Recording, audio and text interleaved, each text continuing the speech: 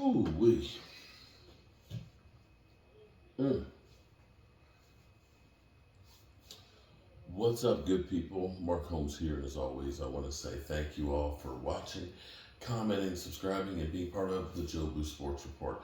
Without you guys, as well as you ladies, you know that this literally does not work. Let me start off by saying thank you for everybody who watched the live stream on both of my channels, Joe Boo's Day Job, as well as Joe Boo Sports Report. We started out this morning at 9:30 in the morning watching the London game. It's been a whirlwind. It's been 14 and a half hours of being live. It was an incredible day. Shout out to Brian, Cole's Cowboy, and Loyal Cowboy, who joined in around 1 o'clock for us for the 1 o'clock games. And shout out to everybody who came in and watched, and the comments, the new channel members. Make sure if you became a new channel member, you go to the community tab. In there, there's a post that is for members only that'll take you to our Thrive site so we can get you your Joe Boo shot glass and squeeze ball or whatever level you joined, your merch and stuff sent to you. That way we can get registered so we know where to send the stuff. I appreciate all of you great people. But it was fun because I got to cook in the kitchen this morning, made an omelet and made some chili and made some shrimp nachos tonight and stuff while we were doing the game. I did some work on the house here to get me a little bit closer to getting this place done. And we watched some football where we thought all the games were like looking at the schedule saying, this is going to be a terrible Sunday. And lo and behold, this was a great Sunday for the Dallas Cowboys. Now, let's be clear here. This day won't mean shit to the Cowboys if they don't follow it up tomorrow night and have a victory. To see the San Francisco 49ers, who, going into the week, they were saying to our game, they were saying basically, oh, this game doesn't mean anything to the 49ers, it's everything to the Cowboys. I think it meant everything to the 49ers. You would have thought they won the Super Bowl. And it seemed like that game came back to bite them in the ass because they came out there flat, and now they've got some injuries.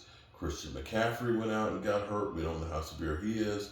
Deebo Samuels got hurt in that game as well, and he's going to have an MRI tomorrow. Trent Williams, although he came back, had an ankle issue. All of a sudden, some of these injuries changed the complexion of the game, and all of a sudden, Brock Purdy, who they have been talking up like crazy, like he was Joe Montana, the second coming of Joe Montana, came back and looked like an average quarterback, not having a good game at all, missing people left and right, and the Cleveland Browns getting themselves back on track without Deshaun Watson, believe it or not. That defense, they came there and they out-bullied the bullies. And so for the 49ers to lose that game, that's huge. That's huge because they own the tiebreaker with us. We don't want to fall too far behind them. That kind of brings them down to earth. And then for the Eagles who have to play the 49ers, one way or the other, when they play, it's going to help us out. Whether the Eagles beat the 49ers, then that'll drop them down, a little bit closer to us, or if the 49ers beat the Eagles, that'll bring them down closer to us. Now, the Eagles, it's kind of funny. It's kind of funny because when we beat the Jets, right? When we beat the Jets, they said, oh, you beat Zach Wilson and the Jets. It wasn't like they had Aaron Rodgers. Dak Prescott didn't throw any interceptions against those guys, right? Everybody poo-pooed that win. But the Jets are now 3-3. And mind you, they also beat Buffalo. Buffalo, crazy as it is, Josh Allen had 3 interceptions and a fumble against them.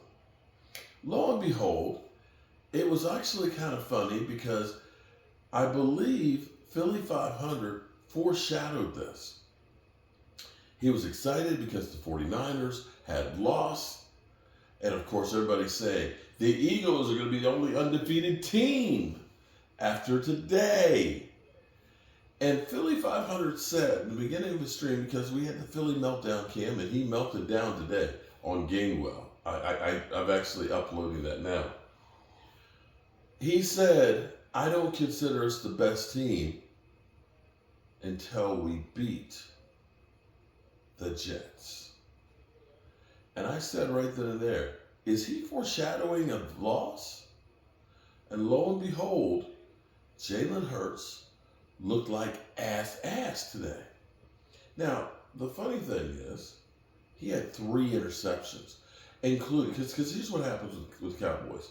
People went off, okay, Dak Prescott, he had 3 interceptions in a game that was already lost. It didn't matter if Dak threw those interceptions or not. We were so bad between Tony Pollard running, between the pouting of CeeDee Lamb, between the way the 49ers came in there like gangbusters, like it was literally the Super Bowl. They came in like bullies. And mind you, I feel like San Francisco is becoming like the Raiders of old. The trash talking, no bullshit taking, we're going to come in here to kick your ass and put the fear of God in you. That's what San Francisco is trying to become. But for the Eagles to have Jalen Hurts throw those 3 interceptions, Dak Prescott, they killed him. They killed him for those interceptions. I'm curious if they're going to go ahead and do the same thing with Jalen Hurts tomorrow, because his last interception was the death knell. The Jets played great on defense, but their offense left a lot to be desired. Their offense could not move the ball and get in the end zone. They had to keep settling for field goals. But that interception late in the game when they had a 2-point lead led to the game-winning touchdown. So directly, Jalen Hurts lost that game. Funny thing is Eagle fans have already been coming in, not as heavy as they usually do, because we got a lot of 49er and Eagle cockroaches that didn't show up after they lost. Because see, I'm here. I've taken abuse all week. I have not run and hid. The keyboard warriors who are anonymous, they're running and hiding like scared little biatches. Yes, you are. If you come in and talk smack about the Cowboys and stuff when they're down, and then you don't man the F up, because I will at least say that Philadelphia and Twiz Digga and Logan Motorsports, those guys are not cockroaches, because they at least came in after they lost the game. That's a true fan and a true supporter of the team. Those ones that only come in and troll when it's good times and it's safe, you, my friend, are a cockroach. Yeah, we got lots of those. So it'll be a quiet week for cockroaches for the Eagles. Now, the problem for the Eagles is this should have been a gimme game. This should have been 6-0. Starting next week, while the Cowboys are on their bye, you got Miami. You got Miami. Mind you, here's the thing that you have to look at. One, the Eagles secondary is not good. They're terrible. And they have yet to face a great quarterback. They've been facing the average Joes. They faced Zach Wilson today. What do you think is going to happen with Tyreek Hill and Tua? Because this is where murderers row. This is where the tough games really start for the Eagles. Miami. Then you got to face Washington again, who you had to go to overtime to beat. You face the Cowboys. Don't quote me in this order, but I think you've got Kansas City. You got Buffalo. You've got the 49ers. Then you got us again. You got Seattle. Am I missing somebody? You got a lot of good teams that you have to face. And if that's the best you can do against the Jets, bro, y'all are definitely coming. Oh, San Francisco. Forgot. San Francisco's in there. You got a rough road to hoe. Now, San Francisco's road is a little easier, but it's not exactly that easy as the Eagle. It's not that much easier.